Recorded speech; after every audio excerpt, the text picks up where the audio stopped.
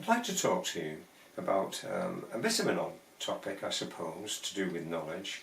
It's actually, the topic is knowing what you need to know, or rather knowing what they need to know, because I guess there's a business focus to this, or an organisational focus, not a business focus as such.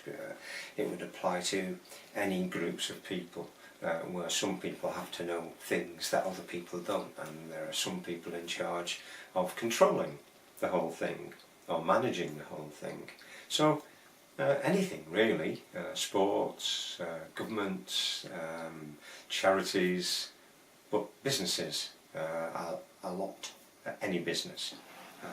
So if you think about knowing what you need to know, it perhaps doesn't crop up very much, because you acquire knowledge dependent on the things that you need to do. So it perhaps doesn't occur to you in the first instance to say, what do I need to know in order to do this thing I've got to do next? Because you find out the things as you tackle them, and you might already know the things that you need to know in order to do what you're going to do next, or you might need to find some other things out as they come along. So it doesn't really come up very much, this question of asking yourself, what do I need to know? But it is an interesting thing to ask yourself, what would I need to know if I were an expert in something else? If I were an expert in car maintenance, what would I need to know? That can be an interesting question. But if you, whilst it's difficult to understand the value of that question when it's applied to you personally, if you put yourself in charge of an organisation, as I said, any organisation, where you're responsible for the well-being and the well-running of that organisation, then you'll have people who are working and delivering bits of things that contribute to the whole success of the organisation, and they'll be using their own knowledge in order to deliver that. But it's actually very important now that you have at least a handle, at least an understanding in outline at the very, very least, of what they need to know. If you don't understand what they need to know, how can you get the best people for the job? How can you protect the knowledge that your business needs? How can you identify any of the knowledge that makes your organisation special? If it's a business, how can you identify the knowledge that gives your business the competitive advantage? How can you make sure that you don't lose that knowledge? How can you make sure that when you're making other business decisions, that you don't adversely affect that knowledge resource, which is the whole heart of your organisation? The thing is, if you don't have at least a handle on what they need to know, then you're not really going to be able to do your job properly. You're not really going to be able to run the organisation properly. And of course, you're not going to value those people that are working for you in the right way. You're going to see them as people that you have to give money to, and people who have to do a job, and sometimes they do it right and sometimes they don't do it right, and you might have to take some action. And that's what you see as maybe the role of managing people. But those people possess in their heads the very heart of your organisation, and if you don't know anything about it, then you're not going to do your job properly, as I said. So how can you do anything about it? Well, you can make an effort to understand what they need to know in order to deliver your business success. You can do that by conducting a study and mapping out the knowledge that is needed in order to deliver the business service that you're thinking about. And you can have a clear map of it.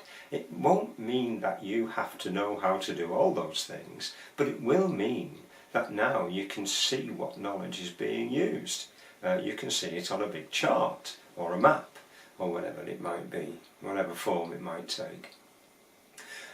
So are there any other advantages to doing this? Well, there are so many advantages. You can now start to look at which bits of knowledge are absolutely core to the heart of what it is you're trying to achieve. There'll be a lot of knowledge on that map that's general to a lot of other organisations, and if you lost some of it, it would be pretty easy to get it back. But there's some bits of that knowledge that are peculiar to just your organisation, and the things that you do best, the things that make your customers come back, or the things that mean you're the most successful organisation when it comes to needing to deliver the service you deliver. So you can actually identify that knowledge, and when you can identify those bits of knowledge that might be absolutely critical, you can do something about protecting them. You can do something about preserving them. You can do something about making sure that your organisation always functions correctly. You can also make sure that when it comes to doing difficult things, like maybe reducing the workforce for a short while because there's a particular organisational problem, that you don't lose the very heart of what is your organisation, the core knowledge that is making you the best organisation around. I know I'm concentrating on that particular effort at this point, but there's a whole lot more that you can do if you understand what they need to know in order to deliver your service. You can have a look at when the knowledge is needed in order to deliver a particular service in the form of a project. A project might run for 5 years, and you might not need all of the knowledge that your business owns in the first year. You might not need it all in the last year.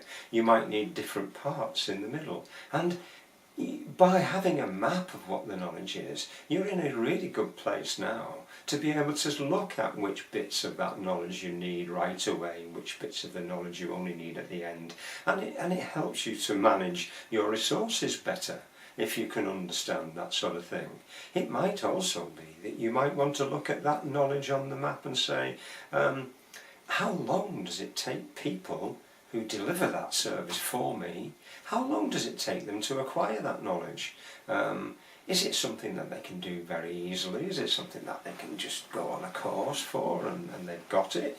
Or is it something that's going to take them years? If it's going to take years to acquire that knowledge, you ought to really be planning ahead when you're looking at protecting and developing those bits of knowledge.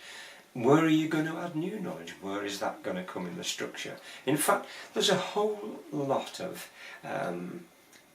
business organisational advantages. You as a manager, you as an organiser, you as the person responsible for delivering the success of the organisation, there's a whole lot of things that you can do a lot better if you have a handle on what it is that they need to know. You need to understand what it is that the people you're in charge of, the people you're responsible for, who are delivering the services for your business, for your organisation, you need to understand what they need to know in order to deliver that service. And it can be done, you can do it, and it will work for you if you decide to use that information when you've got it to help you in your day-to-day business management and decision-making processes. So have a think about that. What do they need to know? Thank you.